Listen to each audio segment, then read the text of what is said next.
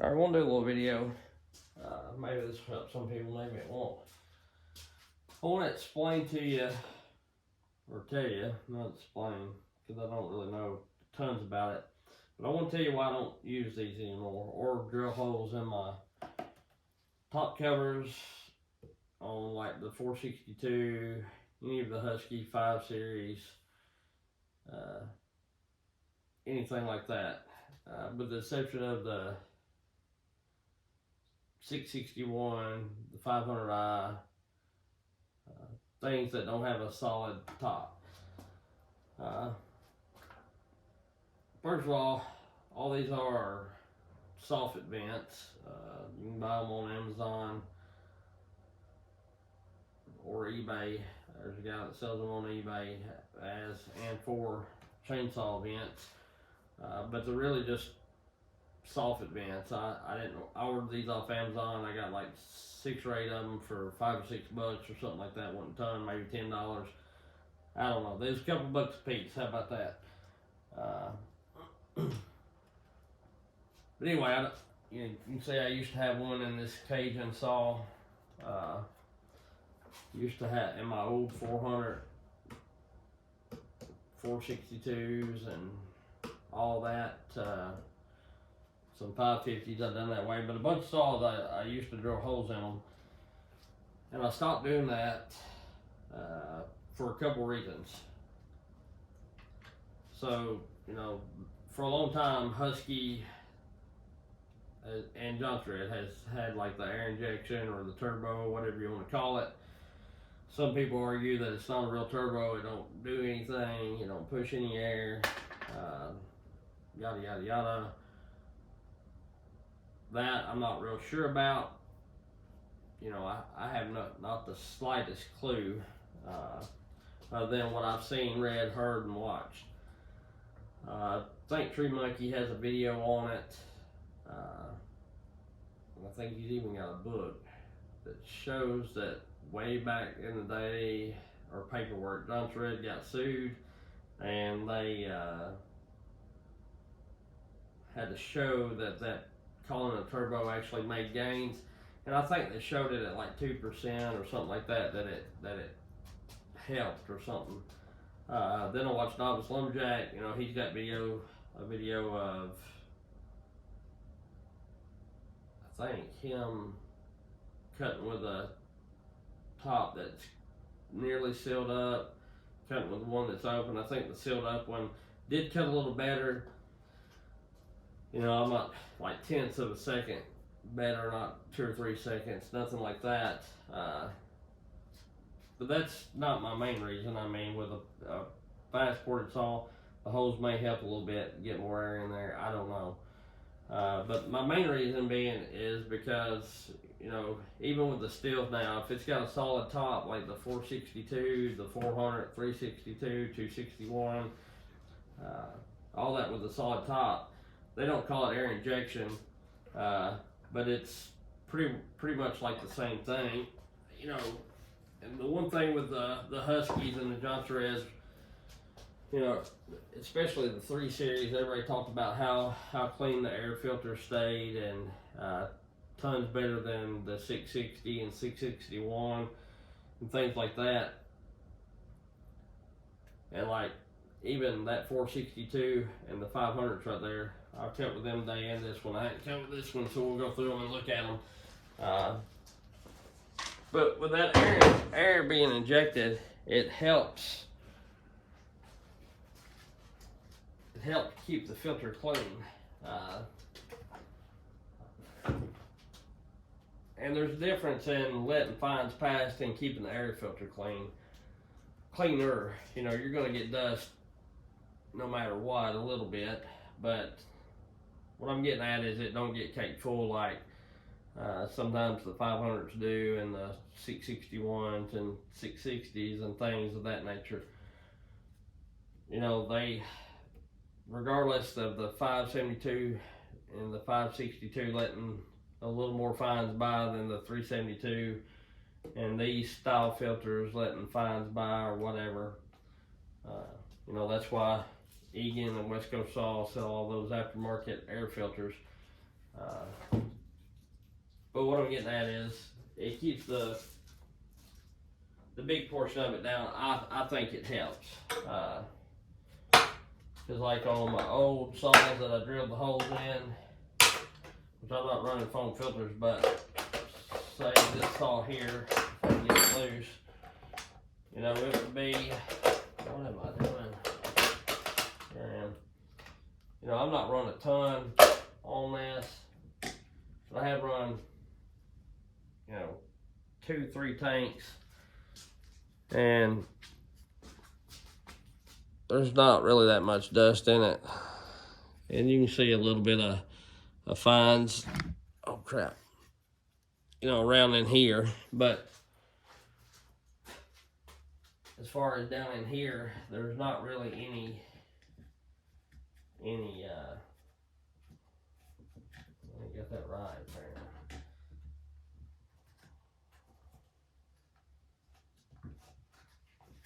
Still didn't get that right. What am I doing here wrong?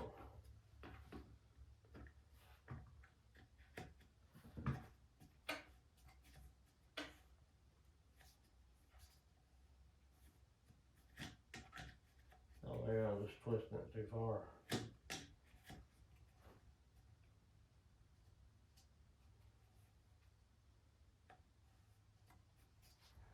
I thought them clicked, but I may be wrong here.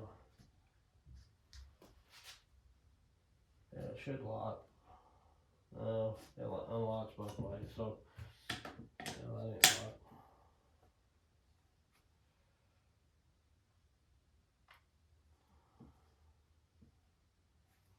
It should lock, really. Apparently, I don't know how to put the filter back on.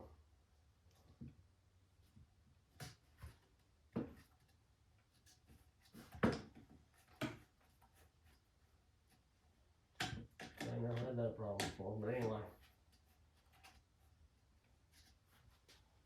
Anywho, oh, maybe because it don't have that little shroud on it. Anyway, that's pretty good. We'll see if it vibrates. Vibrates good. Not good. Anyway, it helps out real good. I'm going to show you. I knocked this 500i filter off before I cut. I'll show you both of them. I'll show you the 462 first, but I'll show you both the 500i's. Both of them was fairly clean. The Egan was really clean before we started. Oh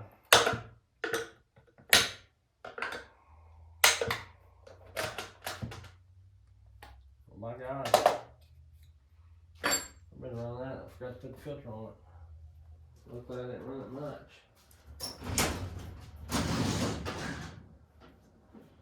Guess it's a good thing to do when you do maintenance work. Not to forget to put your filter on there. See, that locks and snaps. But it's got that piece on there. I'm going to have to clean that. My Lord in mercy. But even when we're having that filter off, I guess it's a good test. That's pretty stupid of me to do that. But even with that filter being off, you look inside the intake, and luckily I didn't run not even a tank through it.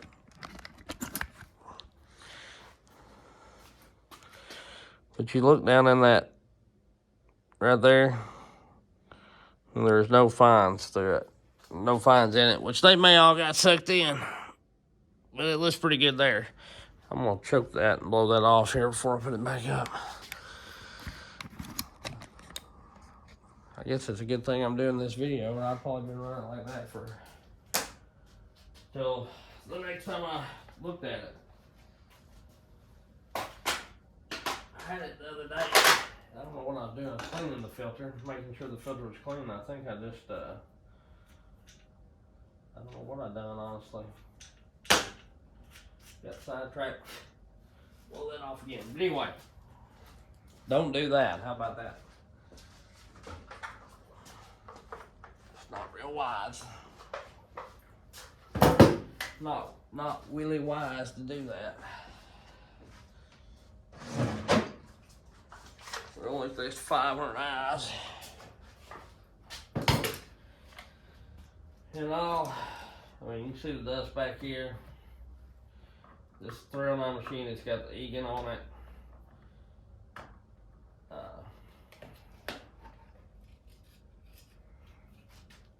And this only had, that fell in there. I have to clean that back out. But this has not even had maybe one tank run on it. And look how much, the 400's had more run on it than this has. I ran 3 tanks through the 400, not even a tank through this. And it's doing its job. I'm not saying that, because let's say all this is built in. Probably could have blew it off a little bit. I try to reach in there and blow it out a little bit before I take those off a lot of times with my air deal. And it's still going to get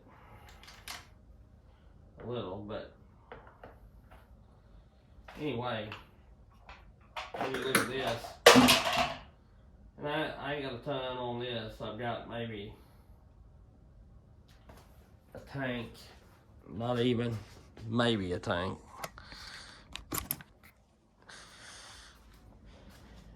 And it's got a lot of fine powder and some dust. But you see what I'm getting at? That air injection, or whatever still wants to call it, Husky, however y'all want to classify it. Single lid tops, I think they do quite a bit better as far as now, what am I doing? See, that's my problem. I'm not real slick in my brain, and then I forget things. That's the 309 one. No, that one dropped. That's one I'm not slick in my brain.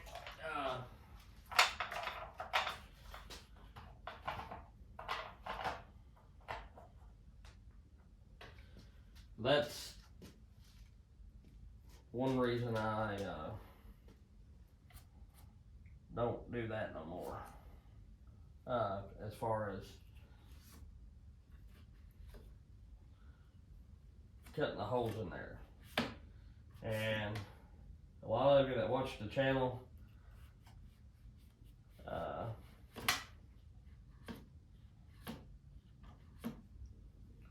know that I used to run the West Coast Saw V-Stack setup with the open filter. You take this cover off, and to me it looks pretty cool.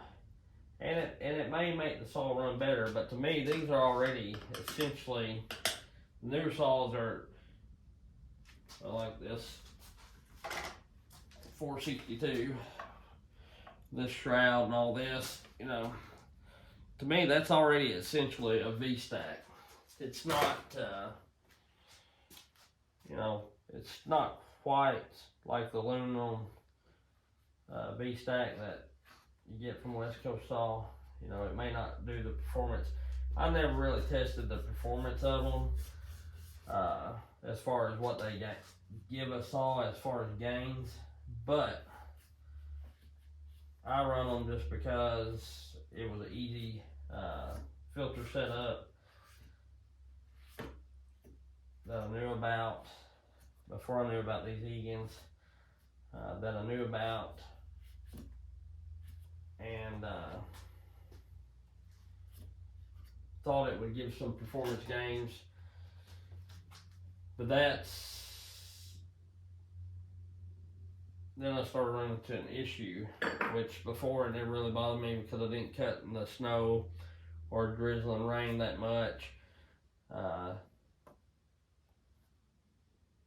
Or I'm just taking another saw. But you know, once West Coast Saw came out with these, and I found these Egan ones, you know, I'm not saying one's better than the other. You know, there's things I like about them both, dislikes I like about them both, and I may do a video on that. You know, here in the near future. With different filters. These two are pretty similar, but I'm talking about like with the Egan on the 400s. versus the West Coast saw and things like that. But anyway, you know, the other day I had the filter, the V-stack on this 309, and I was cutting or going to cut, and it was drizzling rain on my way there. Well, by the time I got there, you know, the filter was already saturated. You know, if that had been my only saw, which, like I say, most people carry more than one saw unless you don't have it. But, you know, I'm not saying you've got to. If you don't have but one saw, at least carry another bar and chain where you can cut yourself bar out if you have to, or go back to cutting, whatever. But anyway, I always try to pack a couple saws. So I had another one to cut with, but that took me out of using that. So I sold the Ripsaw 661 to my logger buddy that buys most of my 661s and big saws, the 500s and things. I like the saw, it cut well, there was nothing wrong with it, but I had got rid of that, the T540 Mark III, because I started having issues with it wanting to start back, and that's a whole nother video in itself.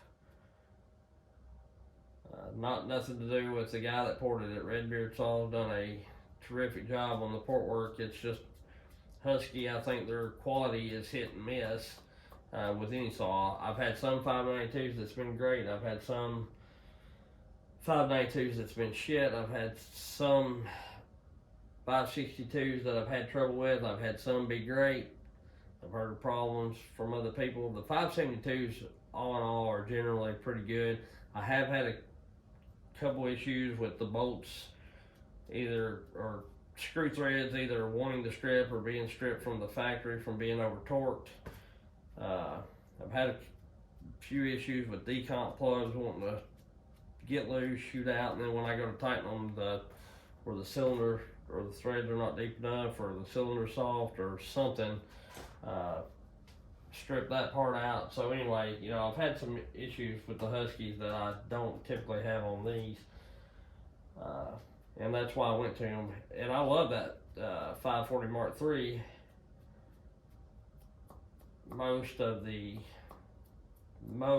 time, and never really had a minute's issue with it until the last couple times I used it. For some reason, I'd saw with it for 30 minutes, and it always started back, but then it's like most 5 series saws, you know, you have to you have to yank and yank and yank. You know, I'd have to pull 10, 15 times sometimes to get that thing to want to start back and run after it done been warmed up. And Redbeard Saw shows a way to maybe fix that issue, but my problem is, you know, to me, a new saw that's not had that much runtime on it shouldn't be having those problems anyway. You know, it should be right from the factory. If Husky's doing their quality control right, you know. And I feel like when they did their big jump or whatever, trying to take away those factories or whatever they was doing, I feel like that they got to where they just did not care as much or something. But anyway, so you see the difference I'm talking about. These filters are way more covered and got more sawdust falling out of them. More so than even with the 462 not having a filter for the, let's see how much gas is in it. Man, that would suck, because I really like this saw. I don't want to blow it up.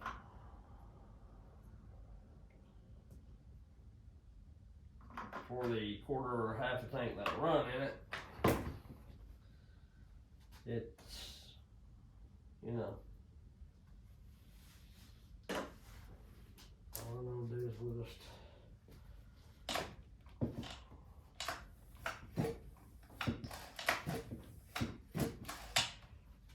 run her. I hope hope that I didn't screw nothing up, because like I say, this saw is really, really slick. I like it. But anyway, so there's a big difference. And yeah, I know those saws are,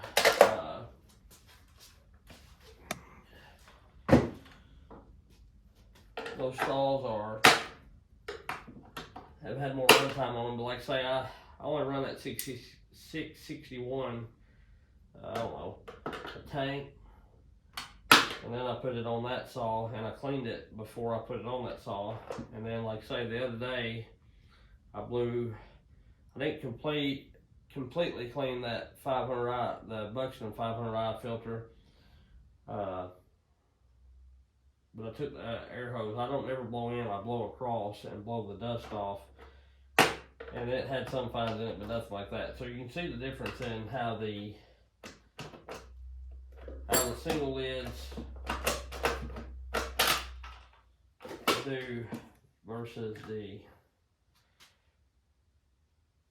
not single lids. Even down in like the carburetor housing or whatever you want to call it, there's a lot less dust.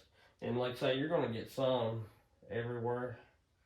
And I've not blew this saw off inside since Charles gave it to me, I don't guess. Or we traded and whatever. But, yeah, that's what I'm saying. It's just yeah,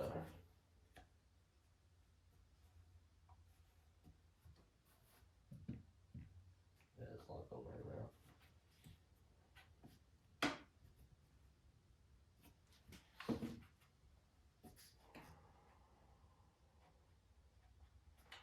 Yeah.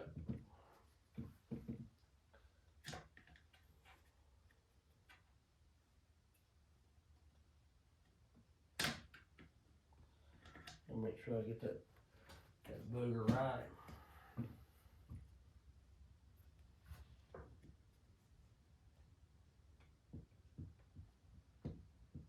Now she's locked on there.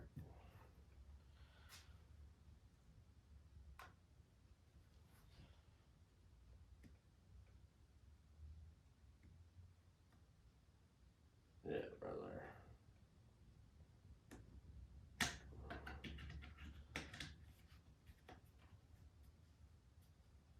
I'll take you in, look, see if these bolts are still there. Oh, they're blocked off.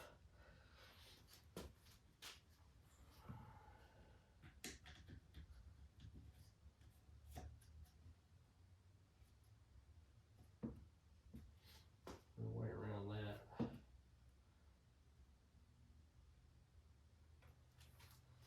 Anyway,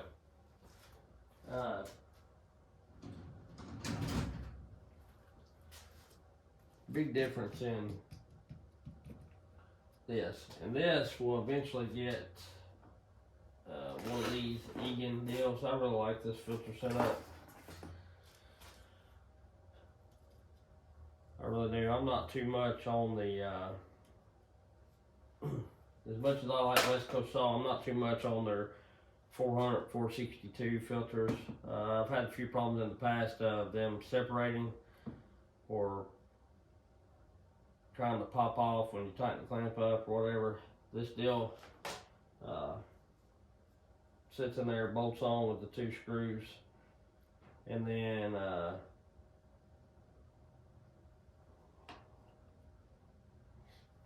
twist locks on, you know, so it's a pretty good deal. Anyway, that's why I don't drill holes in the single tops anymore. And even with the 5 series, I found that I got a whole lot more dust and everything in the carburetor housing than when I didn't. So anyway, there you go. There's my thoughts. Now the 500 and the 661, even the 661, I still will drill a few holes in that. I try to drill them to where the weather can't get to them. And you know, the 500 has built-in vents right here, which they're not where the filter is, but they're in that general area.